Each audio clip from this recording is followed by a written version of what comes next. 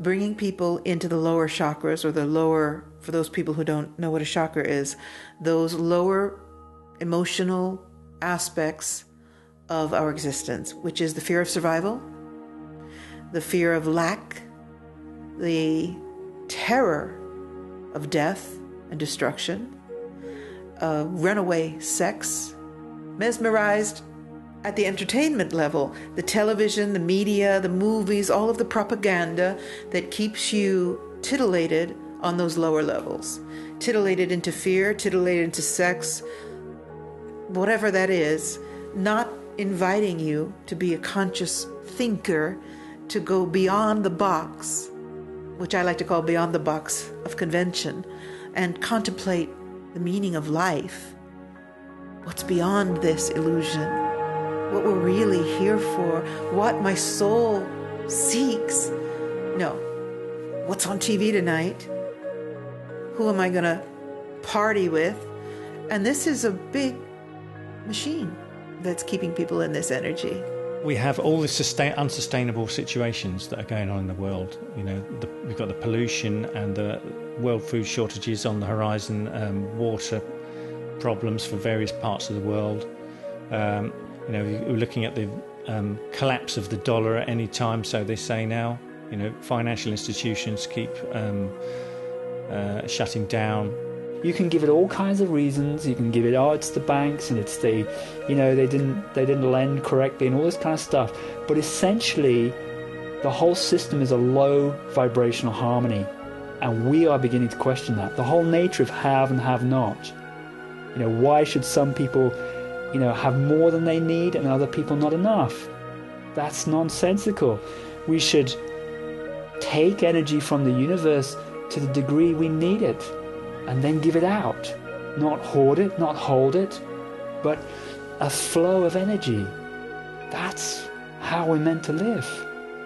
We get big news blurbs on what Lindsay Lohan's doing, Brad and Angelina, all of this irrelevant, without offense to these celebrities, irrelevant information to keep people satiated and entertained.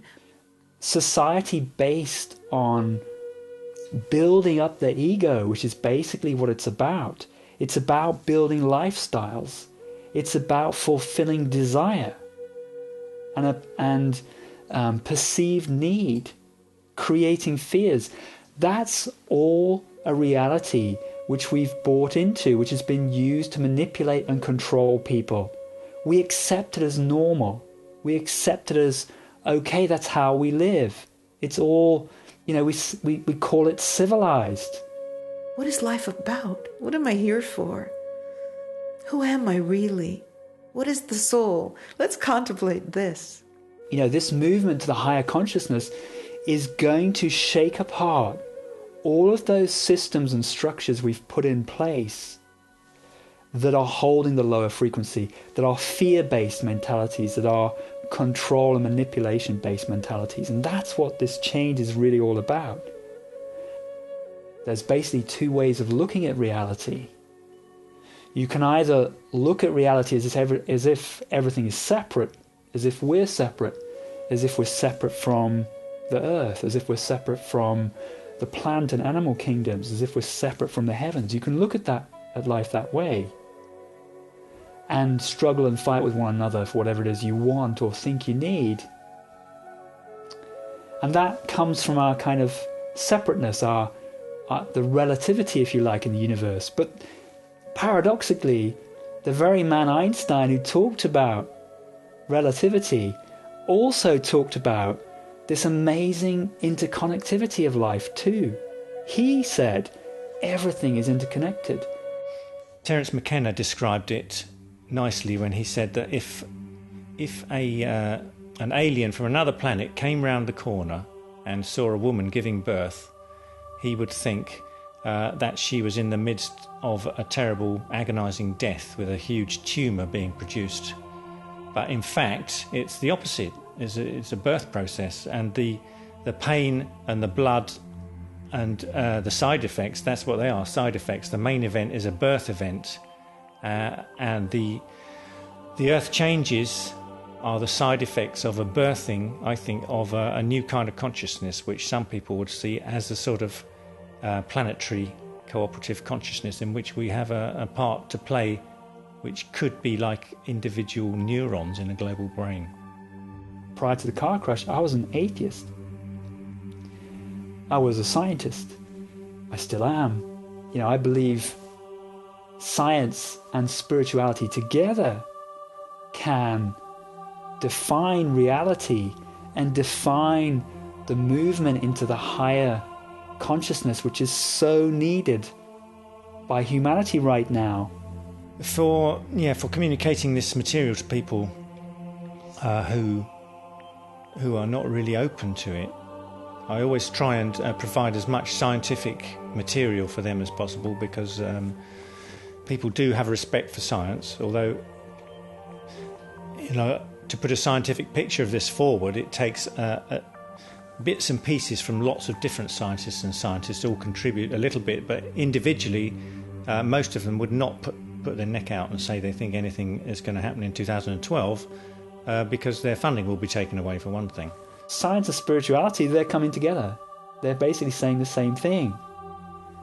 And so you can talk about ascension in purely scientific terms that a quantum theorist would totally and utterly understand, and most importantly, agree with.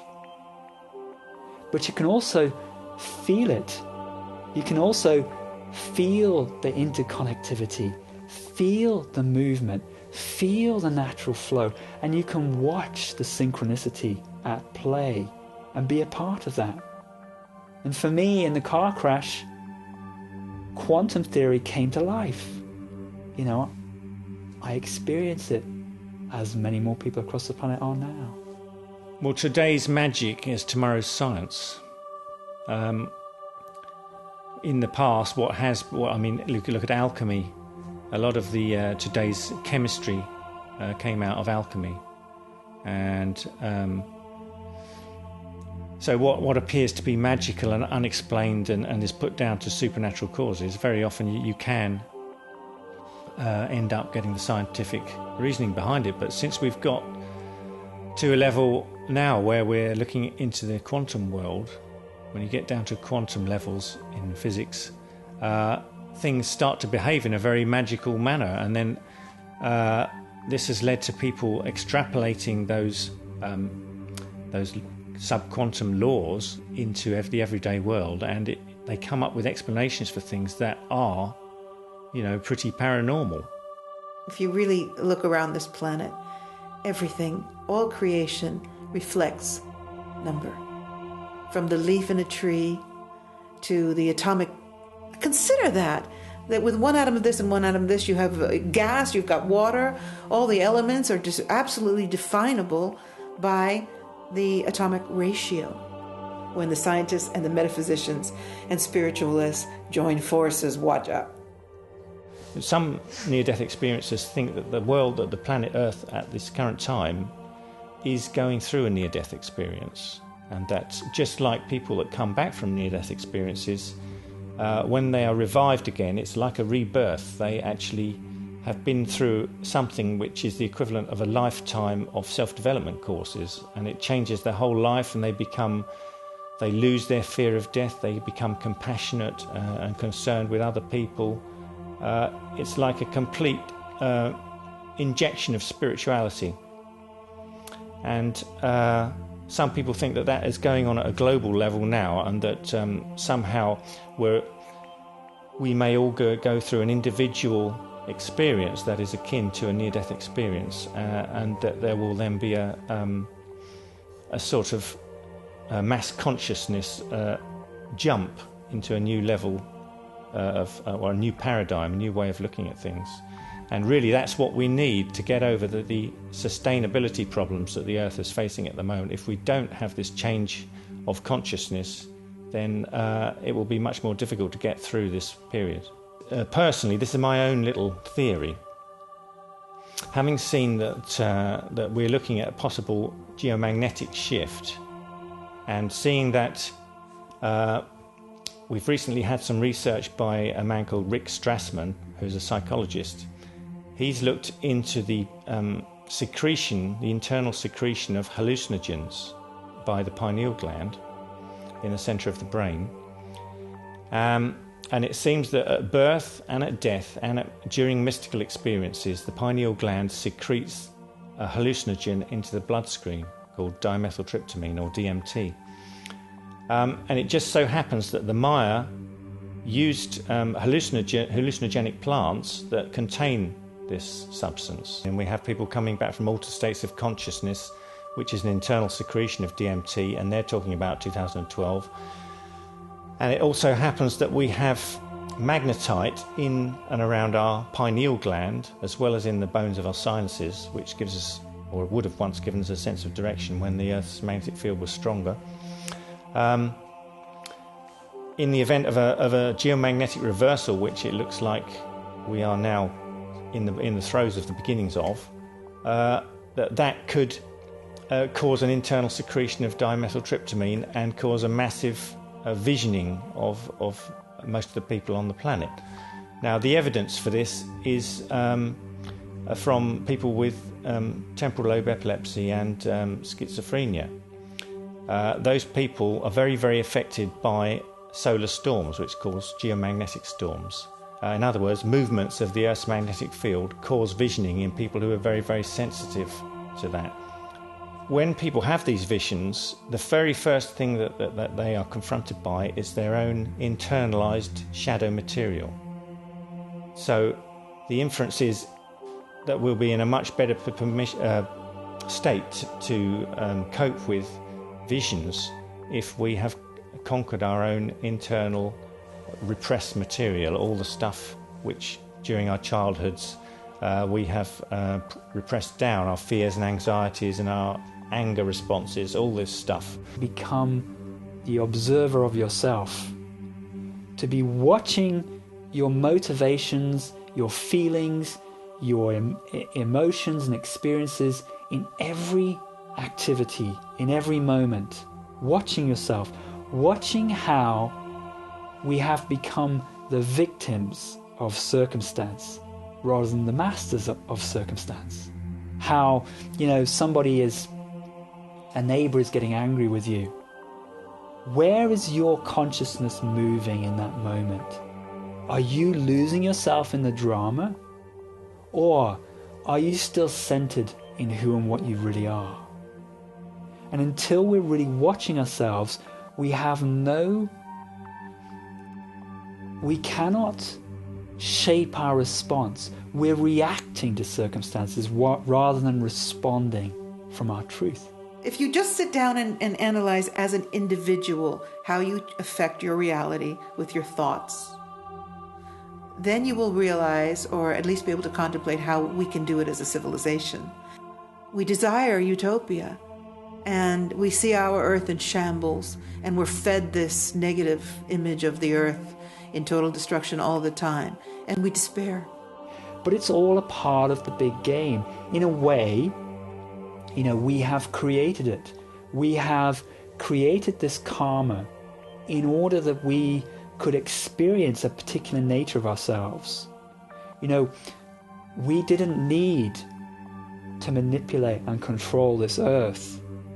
We didn't need to do that. We could have just accepted things as how they were and lived with it, but we didn't.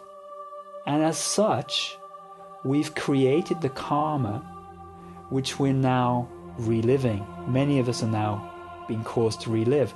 So we, from within our consciousness, are creating and drawing that energy to us. The energy of control, the energy of also sense of lack, because the two go hand in hand. Hence, we have, peak oil.